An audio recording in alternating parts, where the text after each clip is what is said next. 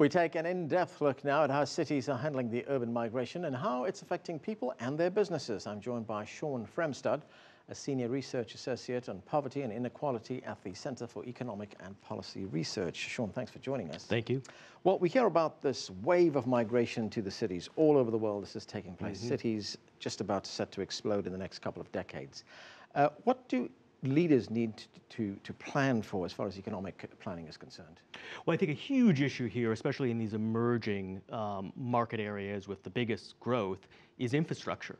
Things like the mention of water in the McKinsey report, but things like transportation, buildings, housing. I mean, that's something that city leaders are going to have to figure out how to do well on a massive scale in an efficient way and in a way that really sets them up to be competitive in the global economy in the long term. And that's going to cost a lot of money. Yeah, it's we're not talking about a small change here. And another thing which that we've noticed now in cities around the world is the recent reports about income inequality, especially here in the United States, in larger cities. What can be done to combat that? Well, it's a big problem, one that's getting a lot of attention nationally in the United States, one that is becoming more and more a part of city-level politics in places like New York, Seattle, these issues about inequality. I think at the national level, it's things like raising the minimum wage. It's things like making sure that workers have sort of the power they need to negotiate for decent wages. But there's a lot of other things too, human capital investment, making sure people have access to education and training. What I think is interesting about recent years is city leaders like Bill de Blasio kind of making this a local issue. And that's sort of this emerging trend where you're seeing people, say in Seattle, say we need a $15 an hour minimum wage. I think that's something to really watch as this issue mounts. Right, but I guess this will be a slow and long process because we just heard someone very frivolously refer to Manhattan rather, as a gated community for just the super rich.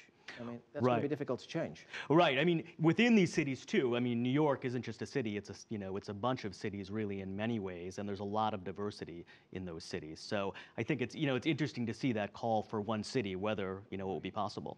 Well, let's look at the positive side of these things, of this massive urbanization. What are the sectors and industries that are going to benefit from this? Well, in many ways, it's going to vary a lot by the city, and there's depending on kind of where it is.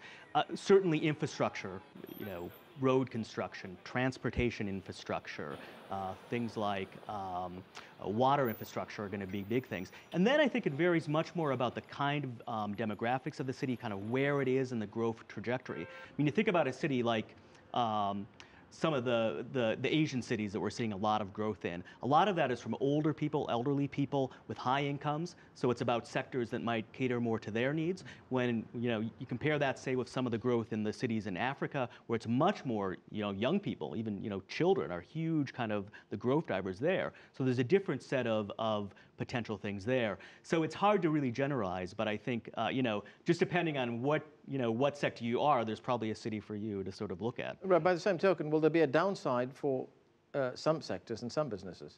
I think so. Again, it's going to be sectors that can actually kind of move to take advantage and kind of find their markets and find the cities there.